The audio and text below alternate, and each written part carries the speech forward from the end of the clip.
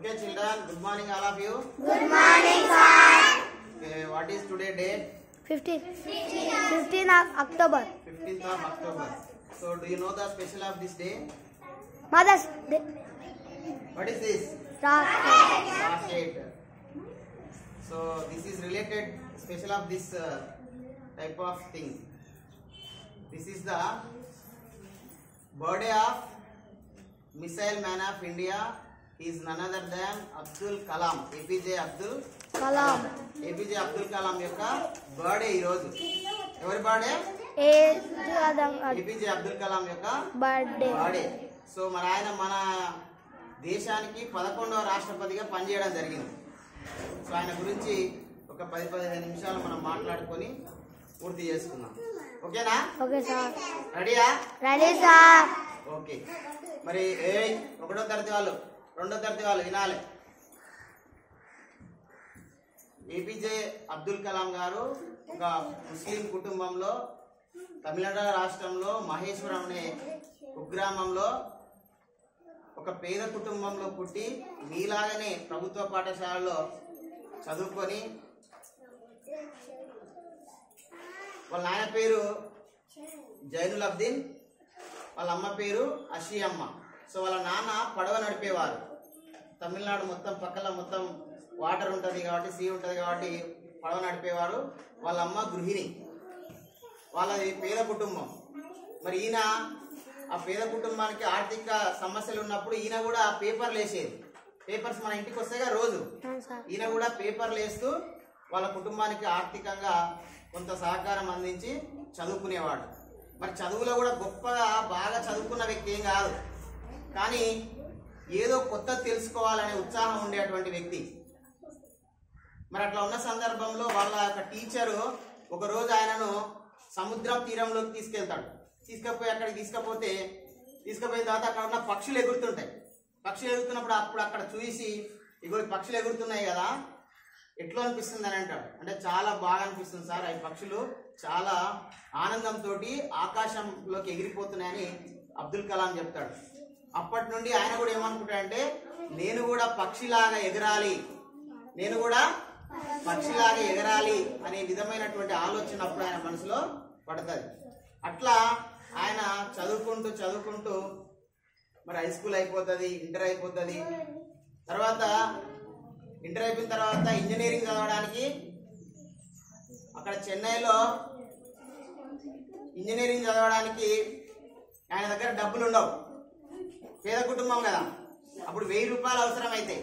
మరి డబ్బులు ఉండకపోతే వాళ్ళ అక్క గాజులు ఉంటాయి కదా, బంగారు గాజులు, ఆ గాజులను కుదవబెట్టి మరి ఆయనను చదివిపిస్తారు. అట్లా ఆ కుటుంబం యొక్క బాధలు ఏదో తెలుసుకున్నటువంటి అబ్దుల్ కలాం గొప్పగా చదువుకొని ఆయన ఏరోనాటికల్ ఇంజనీరింగ్, ఏరోస్పేస్ ఇంజనీరింగ్ పూర్తి చేసి మన యొక్క ఇస్రో ఉంది కదా, మన ఇప్పుడు అంతరిక్ష పరిశోధన కేంద్రం అంటాం కదా, ఆ ఇస్రోలో శాస్త్రవేత్తగా ఆయన చేరి ఆయన ఏదైతే అనుకున్నాడో, ఆకాశంలో పక్షులు ఎట్లా ఎగురుతున్నాయో ఆ విధంగా ఎగిరించాలి మన దేశం యొక్క గౌరవాన్ని అని ఆలోచన చేసి అప్పుడు ఒక రోహిణి అనే ఉపగ్రహాన్ని మనం అంతరిక్షంలోకి పంపాలని ఆలోచన చేస్తాడు. సో అందులో విక్రమ్ సారాభాయ్, సతీష్ ధావన్, అబ్దుల్ కలాం వీళ్ళు ముగ్గురు కలిసి రోహిణి అనే ఉపగ్రహాన్ని అంతరిక్షంలోకి పంపడానికి SLV-3 అనే ఇట్లాంటి ఒక మిసైల్ ని తయారు చేసి ప్రయోగం చేస్తే అది సుమారు 317 సెకండ్లు ప్రయాణం చేసి ఏమైతుంది, కుప్పకూలిపోతుంది. అందరూ కూడా చాలా ఇంట్రెస్టింగ్ గా, చాలా ఆసక్తిగా చూస్తారు. కానీ అది దురదృష్టవశాత్తు 317 సెకండ్లకి అది కుప్పకూలిపోతుంది. మనం ఇంతకుముందు ఇది తయారు చేసినప్పుడు ఫస్ట్ ఎగిరిందా? ఫస్ట్ బాటిల్ తోటి. సెకండ్ టైం ఎగిరిందా? ఎగరలేదు. థర్డ్ టైం ఎగిరింది. అంటే ఎట్లయితే మనం చేస్తే కూడా first time, second time failure వచ్చి థర్డ్ టైం ఎగిరిందో, అట్లా ఫస్ట్ టైం వాళ్ళు కూడా SLV-3 చేసినప్పుడు ఎగరలే. మళ్ళీ 1980లో మళ్ళీ ఒకసారి ప్రయత్నం చేసి మళ్ళీ సేమ్ SLV-3ని డెవలప్ చేసి అంతకుముందు ఉన్నటువంటి లోపాలను మొత్తం సవరించి మళ్ళీ అంతరిక్షంలోకి పంపినప్పుడు అది విజయవంతంగా ఎగిరింది. కానీ అప్పుడు ఏమనుకున్నారంటే అందరూ కూడా ఇంతకుముందు లాగానే ఫెయిల్యూర్ అవుతుంది అనుకున్నారు. కానీ వాళ్ళ యొక్క ఆలోచనలు పటాపంచలు, అనుమానాలు పటాపంచలు చేస్తూ నింగిలోకి ఆ SLV-3 అనేది దూసుకెళ్ళింది. అప్పటి నుంచి మన దేశం కూడా అన్ని దేశాల్లాగా అంతరిక్షంలో ఒక పురోగతి సాధించింది. దాంతోపాటు మన యొక్క రక్షణ రంగంలో కూడా ఎన్నో రకాలైనటువంటి మిసైల్స్ తయారు చేయడం జరిగింది. అందుకే ఆయనకి ఏం పేరు వచ్చింది? మిసైల్ మ్యాన్ ఆఫ్ ఏం పేరు వచ్చిందిరా? Missile man of Abdul India. Missile man of India అనే పేరు వచ్చింది. అంతేకాదు ఆయన 1998లో పోఖ్రాన్ 2 అణు పరీక్షలు కూడా చేసి విజయవంతంగా సక్సెస్ చేయడం జరిగింది. ఈ మిసైల్ ఇంతకు ముందు చెప్పినటువంటి ఏదైతే మనకు SLV-3 విజయవంతం చేసినప్పుడేమో ఇందిరాగాంధీ ప్రధానమంత్రి ఉన్నారు. ఆమె స్వయంగా ఫోన్ చేసి మరి అబ్దుల్ కలాం గారిని అభినందించింది. తర్వాత 1998లో మనకు అప్పుడు అటల్ బిహారీ వాజ్పేయి గారు ప్రధానమంత్రి ఉన్నారు. సో ఆయన టైంలో పోఖ్రాన్ 2 మరి పరీక్షలు చేసి అణు పరీక్షలు విజయవంతంగా పూర్తి చేయడం జరిగింది. అప్పటి నుంచి మరి ఎట్లా అంటే వేరే దేశాలు అంటే అమెరికా అట్లాంటి దేశాల కంటపడకుండా సీక్రెట్ ప్లేస్ లో చేసి విజయవంతం సాధించడం జరిగింది. సో అట్లా అన్ని దేశాలు ఏదైతే అభివృద్ధి చెందిన దేశాల సరసన మన దేశాన్ని నిలబెట్టినటువంటి ఘనత ఎవరికి ఉందంటే మన APJ అబ్దుల్ కలాం గారికి దక్కింది. ఈ రోజు మన దేశం పైకి ఎవడు కూడా కన్నెత్తకుండా చూడకుండా భయపెట్టకుండా మరి మనల్ని కూడా ఒక సెల్ఫ్ రెస్పెక్ట్ తోటి ఉందంటే దానికి కారణం మరి ఈ ఏదైతే మన సైన్స్ అండ్ టెక్నాలజీ స్పేస్ లో మనం సాధించినటువంటి విజయాల వల్లనే ఈ రోజు మన దేశం ఇంత గర్వంగా ఉంది. సో అట్లాంటి వ్యక్తి అంతేకాదు 2002లో మన యొక్క భారతదేశం యొక్క 11వ రాష్ట్రపతి కూడా ఎంపిక కావడం జరిగింది. మరి 5 సంవత్సరాలైన మన దేశం యొక్క ఫస్ట్ సిటిజన్ ఎవరు చెప్పండి? దేశానికి ఫస్ట్ సిటిజన్ ఎవరిని అంటారు? ఇండియన్ ప్రెసిడెంట్ ని మన దేశానికి ఫస్ట్ సిటిజన్ అని చెప్తాం, మనం ప్రథమ పౌరుడు అని చెప్తాం. ఇప్పుడు ఎవరున్నారు ప్రస్తుతం? రాష్ట్రపతి ఎవరున్నారు? Who is our Indian president now? President, not PM. Droupadi Murmu గారు ఉన్నారు ఇప్పుడు ప్రెసిడెంట్ గా. సో అప్పుడు మరి 11వ రాష్ట్రపతిగా APJ అబ్దుల్ కలాం గారు 5 సంవత్సరాలు పనిచేస్తారు. చాలా సాధారణంగా ఉంటారు. అది కూడా మరి అది అయిపోయిన తర్వాత కూడా ఆ రాష్ట్రపతి హోదాలో కూడా మన దేశానికి అభివృద్ధి చెందిన దేశాల సరసన ఉండాలని చెప్పేసి మరి ఇండియా 2020 విజన్ 2020 వరకు మన దేశం అభివృద్ధి చెందాలని ఎన్నో ప్రణాళికలు రూపొందిస్తాడు. కానీ ఇప్పుడు 2026కి వచ్చినాం. మన దేశం అభివృద్ధి సాధించిందా? సాధిస్తూనే ఉంది. సాధించిన దేశాల్లోకి పోలే. అంటే ఇంకా మనందరం కూడా ప్రయత్నం చేయాల్సినటువంటి అవసరం ఉంది. ఆయన చేసినటువంటి ఏదైతే స్ఫూర్తి ఉందో, ఒకరోజు అబ్దుల్ కలాం మీలాగానే ఈ చిన్న పేద కుటుంబంలో ఈ చిన్న స్కూల్లో చదువుకున్నాడు కదా. చదువుకున్నాడు. ఆయన పెద్దగా చదువుకునేది. మార్కులు ర్యాంకులు ఏం రాకపోయేది. 25కి 25 అనేది రాకపోయేది. మామూలుగా చదివేది. కానీ ఆయనలో ఉన్న ఆలోచన ఏంది? కొత్త విషయాలు తెలుసుకోవాలి, కొత్త విషయాలను తెలుసుకోవాలని ఆసక్తి ఉండేది. ఆ ఆసక్తి ఆయనను మిసైల్ మ్యాన్ ఆఫ్ ఇండియాగా చేసింది. మీరు కూడా అందరు విద్యార్థులు మీరు కూడా మార్కులు వస్తలేవు, నాకు చదువు వస్తలేదు, నాకు చదవడం వస్తలేదు అని బాధపడొద్దు. మీరు కూడా కొత్త విషయాలు నేర్చుకోవడానికి మీరు ఆసక్తి కనబరచాలి. సారుల నుంచి, మీ పక్క వాళ్ళ నుంచి మిమ్మల్ని నేర్చుకోవాలి. ప్రతి విషయాన్ని కూడా ఎందుకు జరుగుతుంది, ఎందుకు, ఏమిటి, ఎలా అనే ఆలోచన చేసి మీరు దాన్ని నేర్చుకోవడానికి ప్రయత్నం చేయాలి. సో ఇట్లా APJ అబ్దుల్ కలాం గారు మరి మనకు శాస్త్రవేత్తగా, ఒక నాయకునిగా, ఒక ప్రొఫెసర్ గా ఎన్నో సేవలు అందించింది. చివరికి రాష్ట్రపతి అయిన తర్వాత కూడా ఆయన మళ్ళీ టీచింగ్ ప్రొఫెషన్ ఎంచుకొని మళ్ళీ అక్కడ షిల్లాంగ్ లో మరి అక్కడ యువతకు మళ్ళీ టీచింగ్ చేయడం జరిగేది. ఇంకా ఆయన పిల్లలంటే బాగా ఇష్టం. ఆయన చెప్పిన ఒక కొటేషన్ మీకు గుర్తుందా? కలలు కనండి, సాకారం చేయండి. అంటే రాత్రిపూట వచ్చే కలలు కావు, మన భవిష్యత్తులో పెద్దగైన తర్వాత మనం ఏం కావాలి అనేది. సో వాటి కోసం మనం ప్రయత్నం చేసి సాధించుకోవాలని చెప్పడం జరిగింది. కాబట్టి సో ఇట్లా ఆయన చేసిన సేవలకు పద్మభూషణ్, పద్మవిభూషణ్, మరి భారతదేశ అత్యున్నత పురస్కారము, భారతరత్న, ఇవన్నీ కూడా రావడం జరిగింది. ఒకసారి ఆలోచన చేయండి. మీలాగా పేద కుటుంబంలో పుట్టిన వ్యక్తి, రామాశ్రమం అనే కుగ్రామంలో పుట్టినటువంటి వ్యక్తి, పేపర్ అమ్ముకున్నటువంటి వ్యక్తి, మరి భారతదేశం ఆ అత్యున్నత స్థానం రాష్ట్రపతికి కాగలిగిందంటే ఆయన వెనక ఉన్నటువంటి ఆయుధం ఏంది? చదువు. ఏంది చెప్పాలి? ఏంది? చదువు. ఆ చదువు ఒక్కటే మిమ్మల్ని అత్యున్నత స్థాయిలోకి తీసుకెళ్తుంది జీవితంలో. కాబట్టి మీ అందరినీ రిక్వెస్ట్ చేసేది ఏంటంటే మీ అందరూ కూడా బాగా చదువుకోండి. చదువు అంటే ర్యాంకులు మార్కులే కాదు. మీ చుట్టూ ఉన్నటువంటి పరిసరాలను పరిశీలించండి. ఎందుకు ఏం జరుగుతుంది అనేది దాని వెనుక ఉన్నటువంటి కారణాన్ని మీరు అన్వేషించండి. మీరు కూడా గొప్ప శాస్త్రవేత్తగా ఎదిగే విధంగా ప్రయత్నం చేయండి.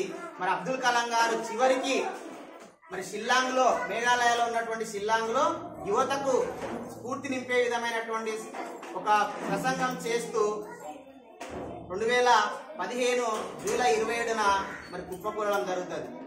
మరి ఆ తదనంతరం ఆయన గుండెపోటుతోటి మరణించడం జరుగుతుంది. అంటే తన జీవితం మొత్తం పెళ్లి చేసుకోకుండా మన సమాజంలో ఉన్నటువంటి వాళ్ళే తన పిల్లలుగా, మన దేశమే తన కుటుంబంగా భావించి మనకి మన దేశంలో ఎన్నో సౌకర్యవంతంగా, ఎంతో గొప్పగా, గర్వంగా ఉండే విధంగా ప్రయత్నం చేసినటువంటి ఏపీజే అబ్దుల్ కలాం గారిని మనందరం స్ఫూర్తిగా తీసుకుందామా? తీసుకోవాలి. మన జీవితంలో ఎన్నో సమస్యలు వస్తాయి, ఎన్నో ఆటంకాలు వస్తాయి, ఎన్నో విఫల ప్రయత్నాలు అవుతాయి. కానీ మనం లక్ష్యం చేరే వరకు మీరందరూ కూడా ప్రయత్నం చేయాలి. ఏపీజే అబ్దుల్ కలాం లాగా ఈ దేశానికి మీరందరూ కూడా సేవలు అందించాలని ఈ సందర్భంగా మీ అందరినీ కోరుకుంటూ, చేస్తారా? అవుతారా? శాస్త్రవేత్తలు అవుతారా? ప్రెసిడెంట్స్ అవుతారా? అనుకుంటే ఏదైనా సాధ్యమే. అనుకోకపోతేనే ఏది కాదు. అనుకుంటే ఏదైనా సాధ్యం. కాబట్టి మీరందరూ అనుకుని భవిష్యత్తులో గొప్ప స్థాయికి వెళ్ళాలని మరి దీనిపైన ఒక 2 నిమిషాలు సంగీత మేడాన్ని నా request, Sangeeta madam to give message on this occasion. Good morning, students. Good morning, madam. ఎవరిది రోజు బర్త్డే నానా? ఏపీజే అబ్దుల్ కలాం. అక్టోబర్ 15, 1931 లో ఏపీజే అబ్దుల్ కలాం గారు జన్మించారు. అవునా? అవును. ఏపీజే అంటే ఏంటి? ఏపీజే అంటే ఏంటి? ఏపీజే అబ్దుల్ కలాం అంటాం కదా. ఏపీజే అంటే ఏంటి? అబుల్ పకీర్ జైనులబ్దీన్ అబ్దుల్ కలాం. సార్ పూర్తి పేరు అది. అవునా? ఎక్కడ? తమిళనాడులోని రామేశ్వరంలో. అంటే మన దేశమేనా? ఇండియానేనా? ఇండియానేనా? అవును మేడం. అయితే ఇప్పుడు ఆల్మోస్ట్ పాయింట్స్ సార్ అన్ని కవర్ చేశారు. మేము ఎంతమంది గురించి చెప్పినా, ఏం చెప్పినా అందులో ఫైనల్ కంక్లూజన్ మాత్రం ఒకటే, మీరందరూ కూడా మంచిగా చదువుకోవాలి అని. అయితే ఒక చిన్న ఎగ్జాంపుల్. ఒకసారి అబ్దుల్ కలాం సారు ఒకరే నది తీర ప్రాంతంలో కూర్చొని ఉన్నారు. అయితే అతను ఆకాశంలో పక్షులు ఎగురుతున్నాయంట. ఆకాశంలో పక్షులు ఎగురుతుంటే వాటిని చూసి అబ్జర్వ్ చేస్తున్నాడు. అంటే ఇప్పుడు మనమైతే ఏం ఆలోచిస్తాం? ఆ పక్షులను రాయి తీసుకొని కొట్టడము, మనం అసలు పట్టించుకోము. అవి పోతే మనకెందుకులే అనే థాట్లో మనం ఉంటాం. బట్ సార్ ఎట్లా ఆలోచించింది అబ్దుల్ కలాం గారు అంటే, ఆకాశంలో పక్షులు ఎగురుతున్నాయి అంటే మనుషులైనా ఎగరొచ్చు, ఏమైనా ఎగరొచ్చు కదా, మనం ఎందుకు ఎగరలేము అని రాకెట్ ని కనుగొన్నారు. ఎవరు కనుగొన్నారు రాకెట్ ని? ఏపీజే అబ్దుల్ కలాం. మనుషులు వెళ్ళరా మనుషులు? మరి మనుషులు కూడా ఇప్పుడు మనం కూడా ఆకాశంలో స్పేస్ పైకి వెళ్తున్నాం కదా. మనం ప్రీవియస్ ని కూడా స్పేస్ ని కూడా సెలబ్రేట్ చేస్తున్నాం కదా. అవునా? సో మనం ప్రతి ఒక్కటి ఎన్ని చెప్పుకున్నా, ఎంతమంది గురించి చెప్పుకున్నా కానీ మన ఫైనల్ కంక్లూజన్ మాత్రం మనం మంచిగా చదువుకోవాలి. ఏ సక్సెస్ అనేది ఒకసారి రాదు నాన్న. అబ్దుల్ కలాం గారు ఎన్నో కష్టాలు పడిరు. చాలా వాళ్ళదేంటి పూర్ ఫ్యామిలీ. సార్ చెప్పారు పేపర్ చేసుకునే వాళ్ళు. ఇప్పుడు మనం అందరం రిచ్ కుటుంబంలో పుట్టినామా? బై బర్త్ మనం రిచ్ ఫ్యామిలీనా? కాదు, మనము చాలా పేద కుటుంబంలోనే పుట్టినాం. కానీ మనల్ని మనం ప్రూవ్ చేసుకునే మనకు ఒక వెపన్ ఉంది. ఆ వెపన్ ఏంటి? చదువు. ఏంటి వెపన్? చదువు. Very good. Education gives everything. చదువు అనేది మనకి అన్ని ఇస్తుంది. For example Thomas Alva Edison తెలుసా మీకు? తెలుసు మేడం. సారు బల్బుని కనుగొన్నాడు. అవునా? ఫస్ట్ ఒకసారిగా బల్బు సక్సెస్ అయ్యిందా? కాలేదు. చాలా టైమ్స్ 99 టైమ్స్ ఫెయిల్ అయ్యారు. అయినా కానీ వదిలిపెట్టిరా, అది నాకు రావట్లేదు గివ్ అప్ ఇచ్చిరా? లేదు. మనకు సక్సెస్ అది వచ్చే వరకు అదా మనమా సక్సెస్ రావాలా, మనం ఏదో ఒక డూ ఆర్ డై అదన్నా రావాలి. మనం సంథింగ్ ఏదో ఒకటి, కానీ మనకి సక్సెస్ అనేది వదిలిపెట్టకూడదు. అవునా కదా? అదే విధంగా ఇప్పుడు సివి రామాంజరావు తెలుసు కదా. రామాంజరావు మ్యాథమెటిక్స్ తెలుసు కదా. సార్ అసలు మ్యాథ్స్ అనేది సార్కి అసలు రానే రాదంట. 10th క్లాస్ లో సార్ ఫెయిల్ అయిన సబ్జెక్టు మ్యాథ్స్. కానీ ఇప్పుడు మన మ్యాథమెటిక్స్ అంటే మన బ్రెయిన్ లో ఎవరు స్ట్రైక్ అవుతారు? శ్రీనివాస రామాంజరావు సారే కదా. సో మనకు ఏదైతే మనం ఎక్కడైతే పడిపోతున్నామో దాన్ని మనం ఫౌండేషన్ గా స్టార్ట్ చేయాలి. మనం ఫౌండేషన్ గా తీసుకుంటే అది మనల్ని పైన నిలబెడుతుంది. అవునా కదా? ఫైనల్ గా మేము ఎన్ని ప్రోగ్రామ్స్ కండక్ట్ చేసినా, మేము ఏం చెప్పినా మీరు మంచిగా చదువుకోవాలి. ఇప్పుడు మేము ఎన్నోసార్లు చెప్పిన మేమందరము బ్యాక్వర్డ్ అని. అయినా కానీ ఈ రోజు మేము ఇక్కడికి వచ్చి మీకు చెప్తున్నామంటే చదువు వల్ల మాత్రమే. ఇప్పుడు వేరే వాళ్ళు మిమ్మల్ని టీచర్, మేడం, సార్ వాళ్ళని రెస్పెక్ట్ చేశారు కదా, దానికి కారణం ఏంటి? మమ్మల్ని చూసా మేమున్న టీచర్ అనే పొజిషన్ లో, అంటే ఆ టీచర్ పొజిషన్ కి రావడానికి కారణం ఏంటి? ఎడ్యుకేషన్ చదువు మాత్రమే మనకి ఏదైనా ఇస్తుంది. అవునా కదా? సో మీరందరూ డిసిప్లైన్ గా ఉండాలి. ఫస్ట్ మనకు ఎడ్యుకేషన్ రావాలంటే డిసిప్లైన్ గా ఉండాలి. ఇప్పుడు ఎంతో మంది మన దేశంలో గొప్ప వాళ్ళు పుట్టిరు. అంత గొప్ప వాళ్ళు పుట్టిన దేశంలో మనం ఉన్నామంటే మనం కూడా సంథింగ్ చేయాలి. మన దేశానికి ఉపయోగపడే విధంగా, మన జిల్లాకు ఏదో ఒకటి, మన గ్రామానికి ఏదో ఒక విధంగా. ఇప్పుడు ఎన్నో కష్టాలు పడ్డారు అబ్దుల్ కలాం సార్. ఇప్పుడు ఆయన చనిపోయిన రోజు ఎంతో మంది బాధపడ్డారు. ఎందుకు బాధపడ్డారు? మనం చనిపోతే కనీసం ఫ్యామిలీ రిలేటివ్స్ అయినా మర్చిపోతారేమో, కానీ మనం ఇంకా గుర్తుపెట్టుకున్నాము. ఎందుకు గుర్తుపెట్టుకున్నాము? వాళ్ళు చేసిన త్యాగాలు అట్లా ఉన్నాయి. అవునా కదా? సో మనం కూడా ఒక వాళ్ళు పుట్టిన దేశంలో పుట్టిన కాబట్టి వాళ్ళలాగా ఉన్నత పదవులను, ఉన్నత చదువులను మనం కూడా చదువుకొని మంచి పొజిషన్ లో ఉండాలి. ఓకేనా? Thank you. Okay madam, welcome. So madam చెప్పిన విషయాలన్నీ అర్థమైనవా? అబ్దుల్ కలాము అంత గొప్ప స్థాయికి పోయిందంటే దానికి కారణము చదువు, ఆయనకు ఉన్నటువంటి పట్టుదల. సో ఆ రెండే కారణంతో అంత గొప్ప స్థాయికి పోయింది కాబట్టి సో మీరు కూడా బాగా చదువుకొని గొప్ప స్థాయికి వెళ్ళాలి. మనకి ఇన్ఫర్మేషన్ చాలా ఉంది, సమాచారం చాలా ఉంది, కానీ మనకి ఇన్స్పిరేషన్ లేదు. మన ఊర్లలో సమాచారం చాలా దొరుకుతుంది. ఇప్పుడు మన మొబైల్లో ఏదంటే అది మన అరచేతిలోకి వచ్చింది ప్రపంచం. ఇప్పుడు మొబైల్కి వచ్చిందా? మనం ఎక్కడి నుంచి బుక్ చేసుకుంటున్నాం? మొబైల్ నుంచే బుక్ చేస్తున్నాం. ఎక్కడి నుంచి చూస్తున్నాం? న్యూస్ అన్ని మొబైల్ నుంచే చూస్తున్నాం. పాటలు ఎక్కడి నుంచి వింటున్నాం? మొబైల్. ఇంతకుముందు ఎట్లా అయినది మన పాటలు, న్యూస్ అవన్నీ టీవీలో, రేడియోలో ఇట్లా అయినది. కానీ ఇప్పుడు మనం మొత్తం అరచేతిలోకి వచ్చింది. సమాచారం అంతా కూడా మనకు అరచేతిలోకి వచ్చింది. ఎవరు ఏ సమాచారం కొట్టినా కూడా ఆ సమాచారం మనకు దొరుకుతుంది. కానీ మనకి ఇన్ఫర్మేషన్ తో పాటు ఇన్స్పిరేషన్ అవసరం, స్ఫూర్తి అవసరం. మీరు చూడండి, ఒకసారి ఎవరింటన్నా ఒక్క ఉద్యోగం ఏర్పడితే, ఒక్క ఉద్యోగం వస్తే తర్వాత మళ్ళీ ఉద్యోగాలు వస్తూనే ఉంటాయి. ఎందుకంటే వాళ్ళని చూసి ఇంకొకరు తయారవుతారు. సో మనం కూడా మన స్కూల్లో ఇలాంటి కార్యక్రమాలు చేసేది ఏంటంటే, మన దేశంలో ఎంతో మంది గొప్ప గొప్ప నాయకులు ఒక్కొక్కరు ఒక్కో రంగంలో ఎన్నో సేవలు అందించారు. వాళ్ళందరూ కూడా ఎక్కడి నుంచి వచ్చిరు? స్కూల్ నుంచే వచ్చిరు. ఎక్కడి నుంచి వచ్చిరు? స్కూల్ నుంచే వచ్చిరు. అందుకే మనకు ఒక అంటారు, దేశ భవిష్యత్తు తరగతి గదుల్లోనే ఉంది అంటారు. ఏంటో ఉంది? తరగతి గదుల్లో ఎవరున్నారు? విద్యార్థులు ఉన్నారు. ఎవరున్నారు? విద్యార్థులు ఉన్నారు. అంటే నేటి బాలలే రేపటి పౌరులు అని చెప్తారు. కాబట్టి మీరు చదువుకున్న చదువు, మీరు నేర్చుకున్న జ్ఞానం, మీరు పొందినటువంటి విషయాలే నెక్స్ట్ గొప్ప స్థాయిలోకి వెళ్తారు.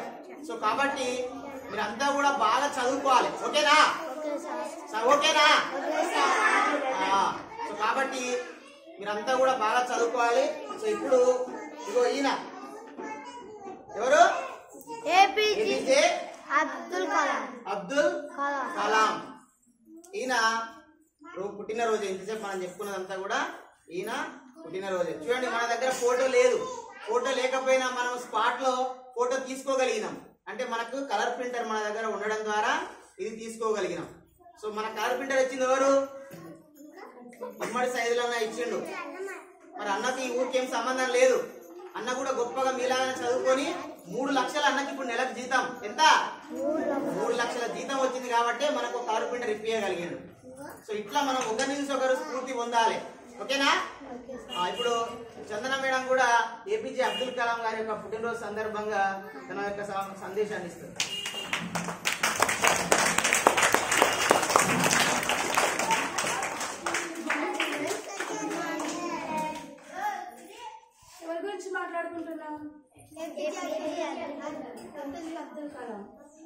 తను ఏం చేశారు దేశం కోసం?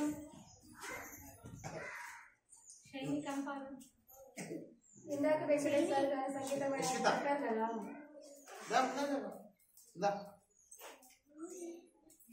ఏపీజే అబ్దుల్ కలాం గారు 1931 అక్టోబర్ 15వ తేదీన జన్మించారు. ఎక్కడ అంటే తమిళనాడు రాష్ట్రంలోని రామేశ్వర గ్రామంలో జన్మించారు. ఓకేనా? ఇంకా ఏపీజే అబ్దుల్ కలాం గారు భారతదేశానికి 11వ రాష్ట్రపతిగా పనిచేశారు. కంటే ముందు కూడా ఇస్రోలో ఏరోస్పేస్ లో ఇంజనీరింగ్ లో అంతర్జాతీయ పరిశోధనలో పనిచేశారు. అందుకని వారికి మిసైల్ ఆఫ్ ఇండియా పేరు వచ్చింది. కాబట్టి ఏపీజే అబ్దుల్ కలాం గారిని స్ఫూర్తిగా తీసుకొని కనీసం దేశానికి కాకపోయినా రాష్ట్రానికి మొన్న గ్రామానికైనా బాగా చదువుకొని ఆయన స్ఫూర్తిగా తీసుకొని ఎంతో సేవ చేస్తారని అనుకుంటున్నాను. బాగా చదువుకొని అంత గొప్ప స్థాయి కాకపోయినా కొన్ని మంచి పనులు చేయడం కానీ చేస్తారని ఆశిస్తున్నాను. ఏపీజే అబ్దుల్ కలాం పూర్తి పేరు చెప్పండి ఒకసారి. మేడం చెప్పారు కదా, చెప్పండి. గుర్తుందా? జైనుద్దీన్ అబ్దుల్ కలాం. జైనుద్దీన్ అనేది వాళ్ళ నాన్న పేరు. సో తమిళనాడులో నాన్న పేరుని కూడా ముందర చేర్చుకుంటారు అన్నట్టు, అంటే వాళ్ళకు గౌరవ సూచకంగా.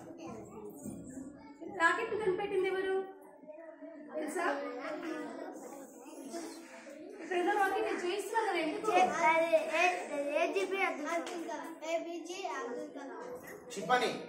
క్షిపణిని ప్రయోగించింది మన దేశంలో మొట్టమొదటిసారిగా దాన్ని సక్సెస్ఫుల్ గా చేసింది అబ్దుల్ కలాం. పాత్ర గొప్పగా ఉన్నట్టు అందులో.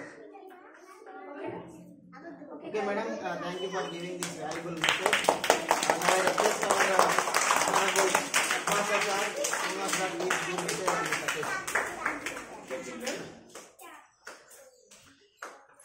ఆల్రెడీ సార్ మేడం వాళ్ళిద్దరూ మీకు అబ్దుల్ కలాం గారి గురించి వారి యొక్క బాల్యం అంటే చైల్డ్హుడ్ అంటే అతను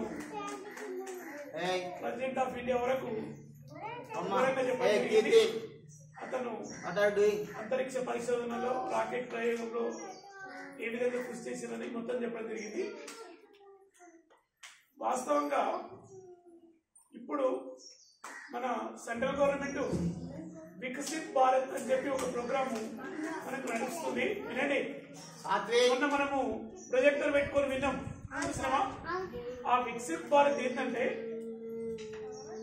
ఒక చోట పిల్లలు ఎవరైనా కొత్తది కనుక్కొని వాళ్ళు కొత్త ఆవిష్కరణలు చేస్తే అది దాన్ని మిగతా పిల్లలందరికీ షేర్ చేయడం. దేశం మొత్తం నలుమూల ఎక్కడెక్కడ ఈ భారతదేశంలో ఏ రాష్ట్రంలో కానీ, ఏ జిల్లాలో కానీ, ఏ గ్రామంలో కానీ ఎవరైనా పిల్లలు వాళ్ళు సొంతంగా ఏదైనా ఒక సమస్యను వినండి, కీర్తిశ్రీ,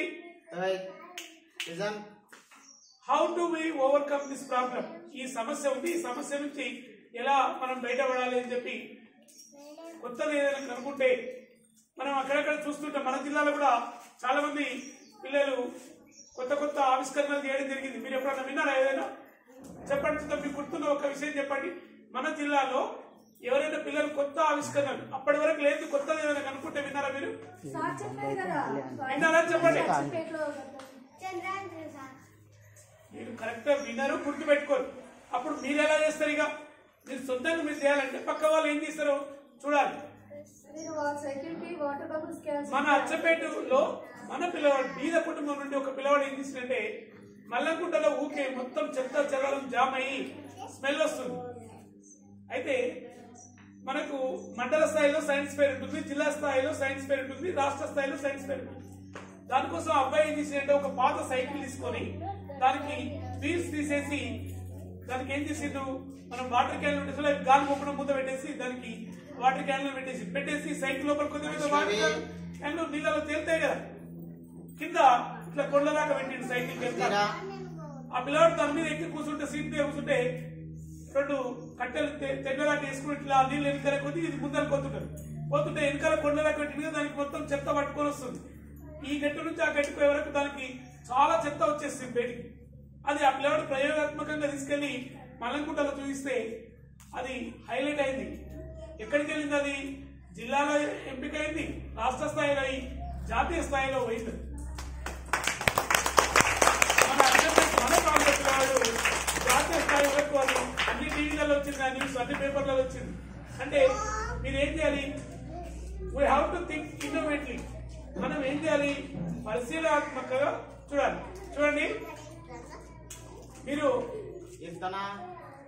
జస్ట్ అంటే మీరు మేమే చిన్నగా ఉన్నప్పుడు జరిగినటువంటి సంఘటన అది వినండి.